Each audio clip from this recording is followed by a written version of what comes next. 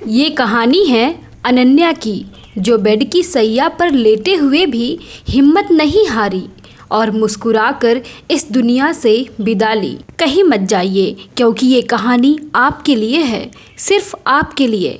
आप इस कहानी में खो जाएंगे, तो इस कहानी को पूरा देखिएगा। राजस्थान के एक छोटे से गांव में एक लड़की रहती थी, जिसका नाम अनन्या था।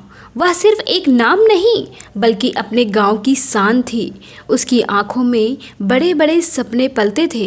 वह सिर्फ बीबीए तक नहीं रुकी, बल्कि सीए बनकर अपने परिवार का नाम रोशन करना चाहती थी।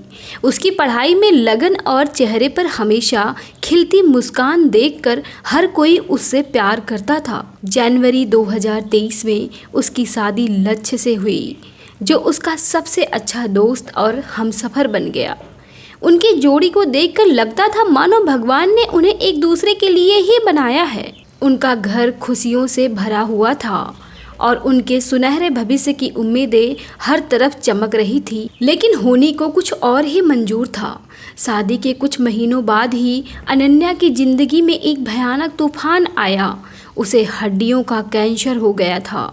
यह सुनकर पूरा परिवार टूट गया और लक्ष्य तो जैसे पत्थर का बन गया था। डॉक्टर ने बताया कि यह बीमारी आखिरी स्टेज पर है और समय बहुत कम है। इस खबर से किसी और की हिम्मत टूट जाती, लेकिन अनन्या ने हार नहीं मानी। उसने अपनी मुस्कान को ढाल बना लिया। वह हर दर्द को अपने तक सीमित रखती थी। उसका मानना था कि जिंदगी ने चाहे जो भी दिया हो, उसे हंसकर स्वीकार करना चाहिए। दिन बीतते गए और सितंबर का महीना आ गया। अनन्या की तबीयत बहुत ज़्यादा बिगड़ गई और उसे उदयपुर के एक अस्पताल में भर्ती कराया गया।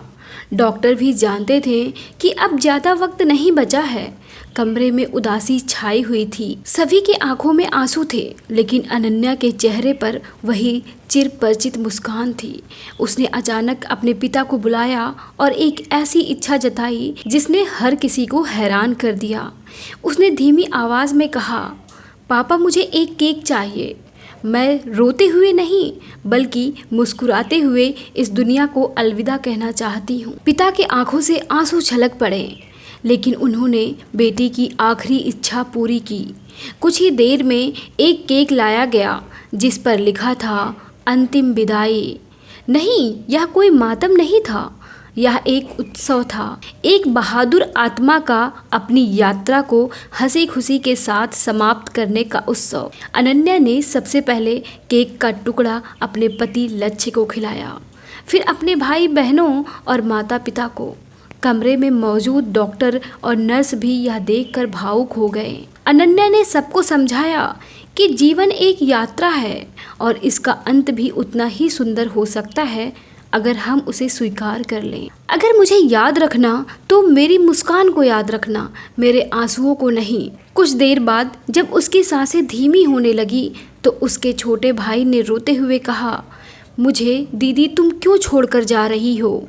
अनन्या ने मुस्कुराते हुए उसके सिर पर हाथ रखा और कहा, मैं कहीं नहीं जा रही हूँ, बस थोड़ा आराम करने जा रही हूँ। और बस उसी मुस्कान के साथ अनन्या ने अपनी आंखें हमेशा के लिए बंद कर ली। अनन्या की यह कहानी एक मिसाल बन गई। उसने दिखाया कि मौत से डरने के बजाय उसे पूरा सम्मान और साहस के साथ गले लगाया जा सकता है।